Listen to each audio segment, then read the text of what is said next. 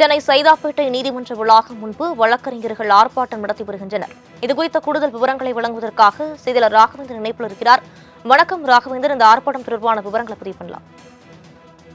நேற்று ஓசூர் நீதிமன்றத்தில் பணியாற்றும் வழக்கறிஞர் கண்ணன் என்பவர் நேற்று ஓட வெட்டப்பட்டார்.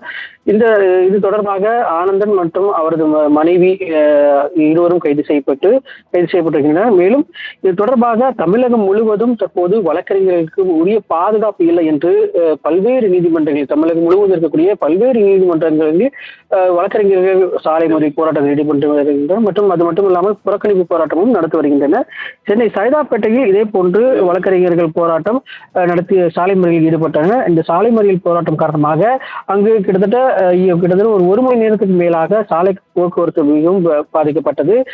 மேலும் இந்த இருக்கக்கூடிய வழக்கறிஞர் சங்கம் சார்பாக 2 நாட்கள் புறக்கணிப்பு போராட்டம் நடத்தப் போவதாகவும் அவர்கள் தெரிவித்திருக்கின்றனர்.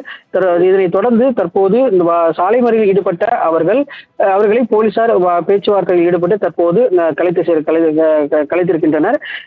தற்போது இந்த தொடர்பாக கோஷங்கள் எழுப்பியிருக்கின்றனர். தற்போது தங்களுக்கு உரிய நடவடிக்கை எடுக்க வேண்டும், உரிய பாதுகாப்பு அளிக்க வேண்டும் என்று பல்வேறு கோரிக்கைகளை அவர்கள் வலியுறுத்தியிருக்கின்றனர்.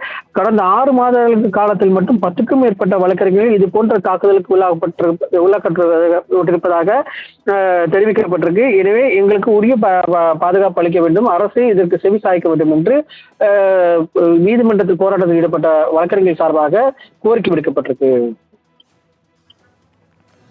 விரிவான விவரங்களுக்கு நன்றி ராகவேந்தர்.